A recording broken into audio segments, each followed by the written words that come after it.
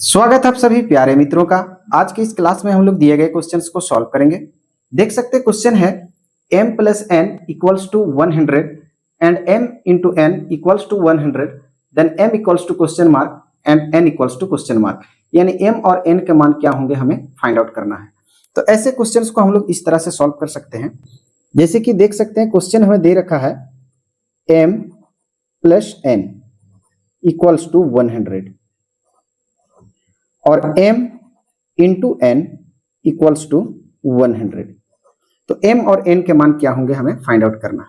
तो यहां से इस तरह से हम समझ सकते हैं, जैसे m plus n equals to जो हमें 100 दिया गया है, इसे हम इक्वेशन 1 लेंगे, समीकरण 1 मानेंगे। नेक्स्ट स्टेप पे हम n को लेफ्ट साइड में रख लेंगे, m को राइट साइड ले जाएंगे, ये प्लस का है जाके माइनस हो जाएगी, तो यहां से 100 माइनस m हो जाएगी।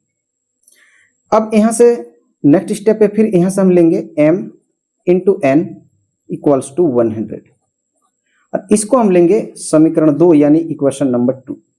अब इस समीकरण पे हम जो है n का वैल्यू को पुट करेंगे, तो यहां से लिखेंगे m इंटू n के लिए लिखेंगे 100 माइनस का m इक्वल्स टू हमें दिया गया है 100।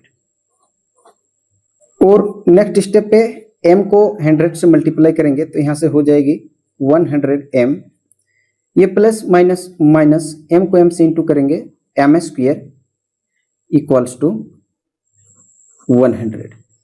नेक्स्ट स्टेप पे हम ये दोनों पार्ट को राइट साइड ले जाएंगे, तो लेफ्ट साइड में यहां से हम 0 दिखाएंगे इक्वल्स टू, ये माइनस का है राइट साइड में प्लस का हो जाएगी, ये प्लस का है तो ये माइनस की हो जाएगी, और यहाँ पहले से 100 जो है प्लस का दिया हुआ है।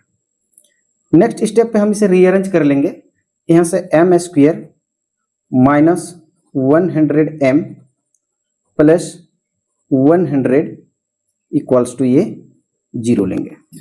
यहाँ से आप देख सकते हैं कि यह एक द्विघात समीकरण यानी क्वाड्रिक इक्वेशन है, जो कि ax square plus bx plus c equals to 0 के फॉर्म में है। तो यहाँ से हम a फाइंड कर लेंगे, a इक्वल्स टू हो जाएगी यहाँ से 1, b इक्वल्स टू हो जाएगी माइनस का 100,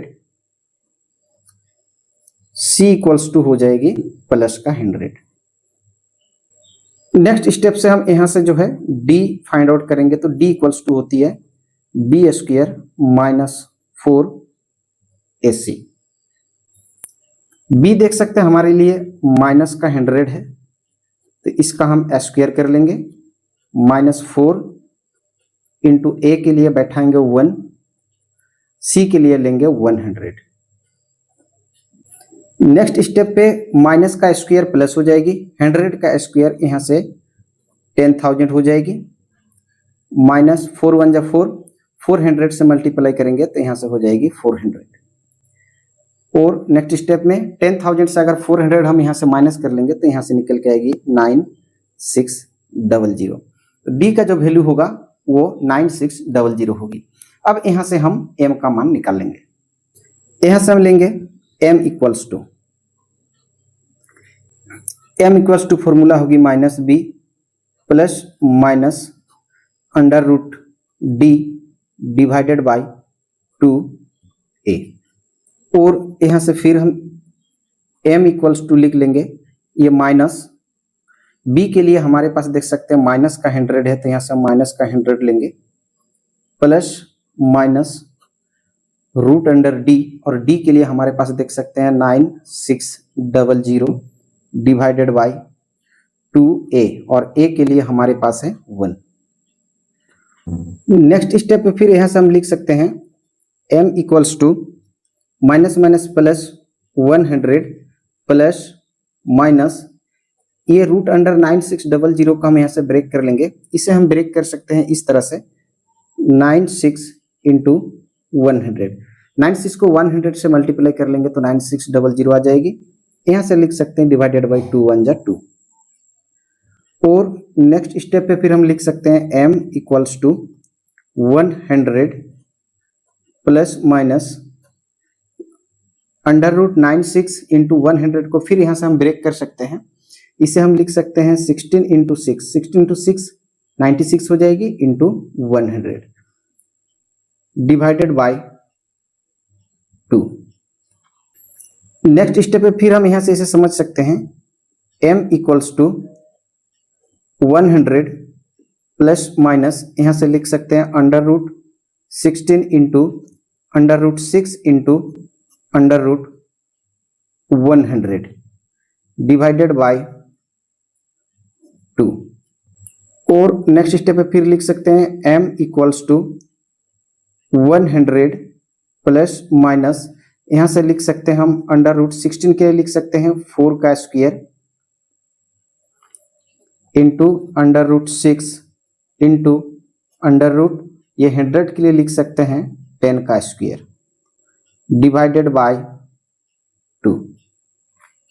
नेक्स्ट स्टेप पे फिर हम लिख सकते हैं m इक्वल्स टू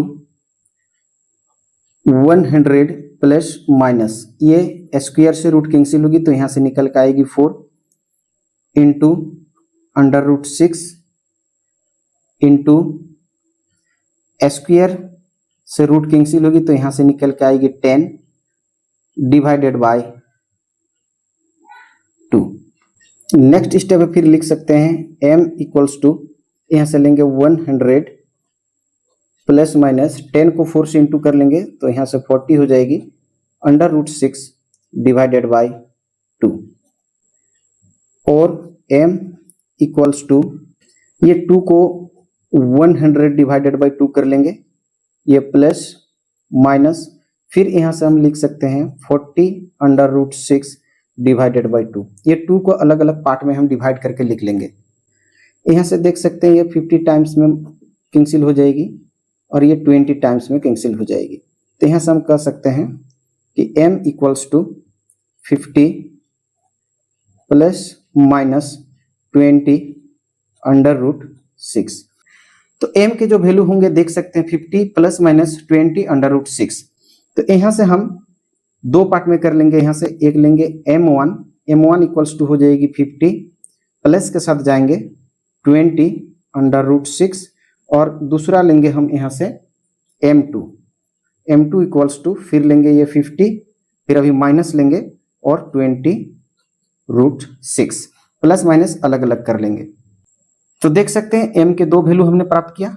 अब आइए हम n का वैल्यू प्राप्त करते हैं। यहां से देख सकते हैं कि अब यहां से देख सकते हैं कि n equals to 100 minus m, यहाँ m का वैल्यू पुट करके हम n का मान निकाल लेंगे। इस इक्वेशन में जो है m का मान बैठा के n का वैल्यू हम फाइंड आउट करेंगे। तो इक्वेशन है हमारे पास n equals to 100 minus m। अब यहां से सबसे पहले हम n1 फाइंड आउट करेंगे। n1 फाइंड आउट करने के लिए यहां से लिखेंगे 100 माइनस m1।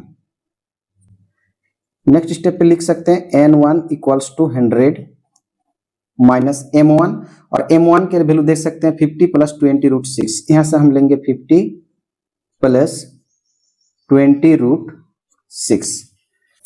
नेक्स्ट स्टेप पे फिर लिख सकते हैं यहां से n1 equals to 100 plus minus minus 50 plus minus minus 20 root 6 और n1 इक्वल्स टू 100 से 50 माइनस करेंगे तो यहां से आएगी 50 माइनस 20 रूट 6। तो देख सकते हैं n1 है, इसी तरह हम n2 प्राप्त करेंगे। तो यहां से हम लिख सकते हैं n2 इक्वल्स टू हमारे पास है 100 माइनस m। तो यहां से फिर लेंगे 100 माइनस और m के लिए जब n2 प्राप्त करेंगे तो m के लिए भी हम यहां से 2 लेंगे और n2 equals to 100 minus m2 बैठाएंगे और देख सकते हैं m2 का वैल्यू हमारे पास 50 माइनस 20 रूट 6। तो यहां से लेंगे 50 माइनस 20 रूट 6 और यहां से लिख सकते हैं हम n2 equals to 100 plus minus minus 50 minus minus plus 20 root 6। n2 equals to 100 में से 50 माइनस करेंगे तो यहां से निकल के आएगी 50 प्लस 20 रूट 6।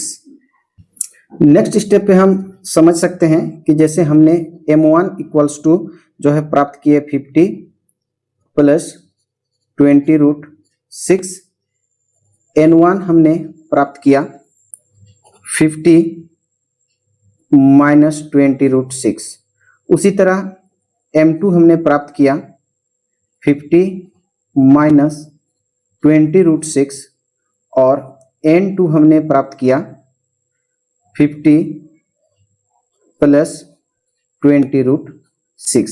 तो देख सकते हैं मैंने m1 m2 और n1 n2 प्राप्त किया।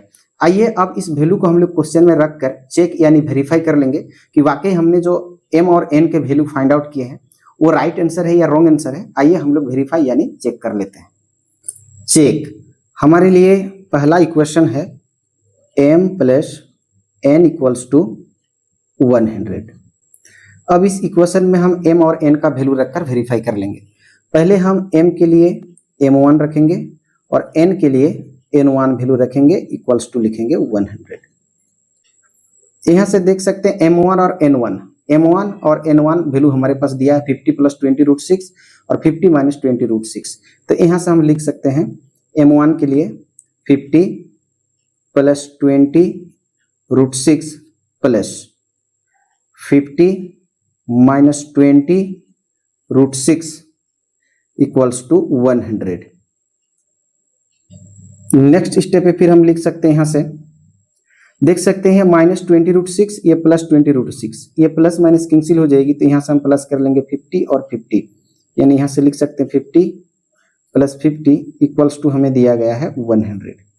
और देख सकते हैं 50 50 प्लस कर लेंगे तो यहाँ से हो जाएगी 100 और हमें दिया गया है पहले से 100।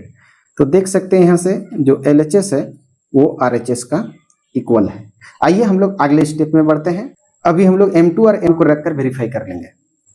नेक्स्ट स्टेप पे फिर m plus n equals to 100 जो हमारा इक्वेशन है, यहाँ अभी हम m और n के लिए m2 और n2 रखकर वेरीफाई करेंगे। तो यहाँ से हम लिख सकते हैं m2 plus n2 equals to 100। Next step पे फिर हम लिखेंगे m2 के लिए हमारे पास है 50 माइनस 20√6, ये प्लस कर लेंगे, और n2 के लिए हमारे पास है 50 प्लस 20√6 इक्वल्स टू 100। यहाँ से देख सकते हैं 20√6 और 20√6 एक प्लस का एक माइनस का, प्लस माइनस कैंसिल हो जाएगी। तो यहाँ से हम कह सकते हैं कि ये 50 प्लस 50 इक्वल्स टू हमें दिया गया है पहले से 100। 50 प्लस 50 कर लेंगे तो यहाँ से निकल के आएगी 100 और पहले से हम इधर दिया गया है 100। तो यहाँ से देख सकते हैं यहाँ से भी कि LHS इक्वल्स टू RHS हमारा इक्वल हो गया। यानी इक्वेशन 1 में हमने m1 m2 n1 n2 दोनों को बारी बारी से रखकर वेरीफाई कर लिया। अब हम इक्वेशन 2 में रखेंगे m1 m2 और n1 n2 को और वेरीफाई कर लेंगे। नाउ यहाँ से हम लिख सकते हैं हमारे पास इक्वेशन 2 है। इक्वेशन 2 है हमारे लिए mn इक्वल्स टू 100, ये हमारा इक्वेशन 2 था। अब यहाँ भी हम वैल्यू रख लेंगे।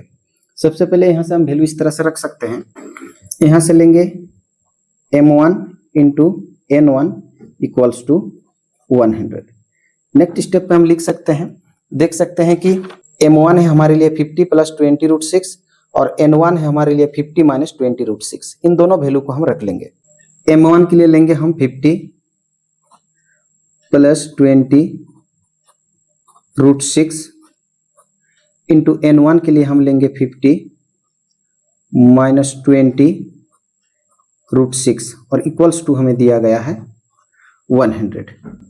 नेक्स्ट स्टेप पे आप देख सकते हैं अगर 50 को मैं a मानूं और 20√6 को b, तो a plus B into a minus B, यानी a plus B into a minus B equals to होता है a square minus B square.